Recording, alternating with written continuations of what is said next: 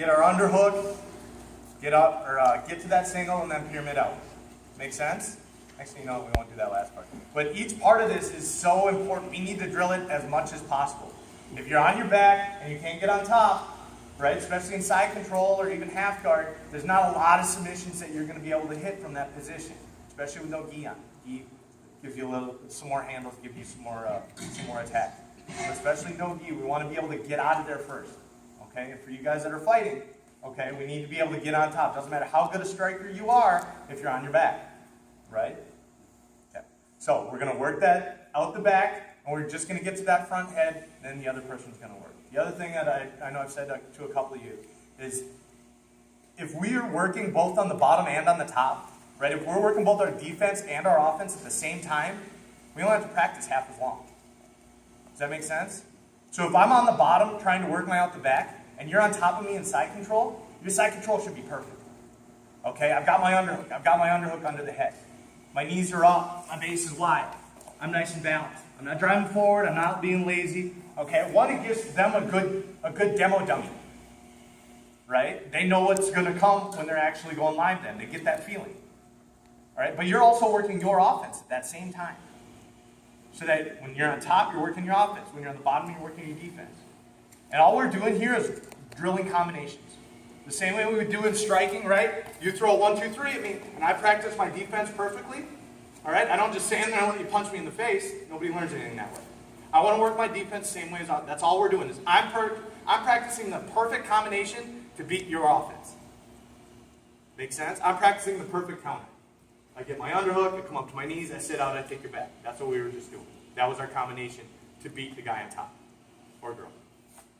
Make sense? Sorry. I didn't know if I'd ever actually verbalize it. So, Billy's on top. He's got his perfect side control. I'm in the worst place possible. Now he's going to let me do the move. He's just going to keep everything where it needs to be. I got my knee up. I got to get my elbow down, make my space, swim. Boom, I get my underhook. Now, he's practicing hiding his foot, right? Because he doesn't want to give me that handle. He doesn't want to let me hook that foot and get to dogfight. So when I go for my escape here, he's spinning the front head. Now the drill we were just doing is I'm using that transition to snap out and take his back. Okay? So I got to work my counter. This time he gets to work his. Okay, so we're going to work from this front head position. Yep, once we get to this point. Last week we worked anaconda, darce, right? And then Japanese necktie once we had bent them over. Today we're going to work a couple of different guillotines. Cool. All right?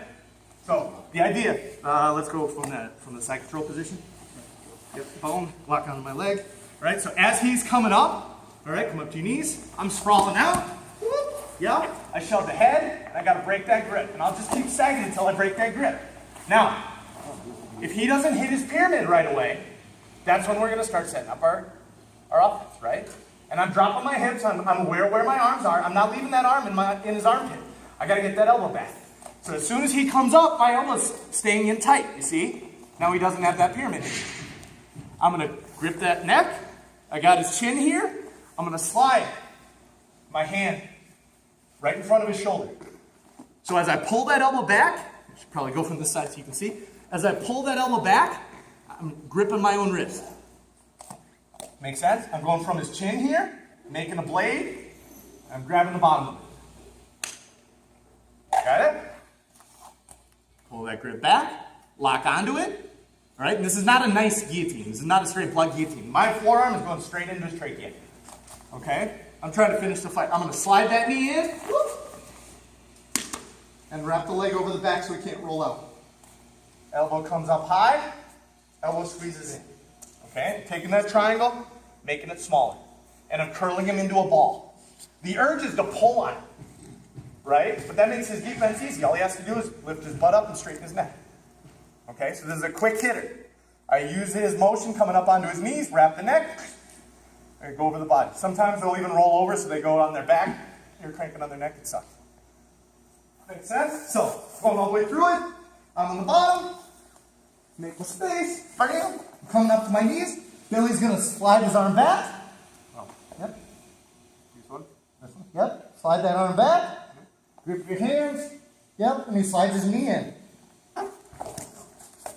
Yeah. It's a quick hitter. Make sense? Yeah. I need some sort of yes or no. If it doesn't make sense, we need to keep going through it. I don't want to have to teach 6 different groups. Can you do it a little slower what you can with your hands? Billy's working his escape.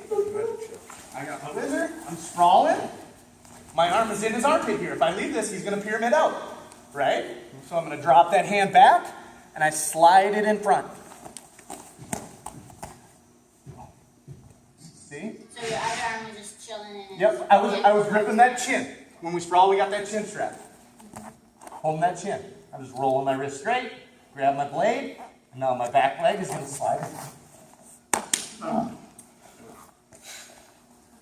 Get the shitty one out of the way first. Cool? All right, 1, 2, 3.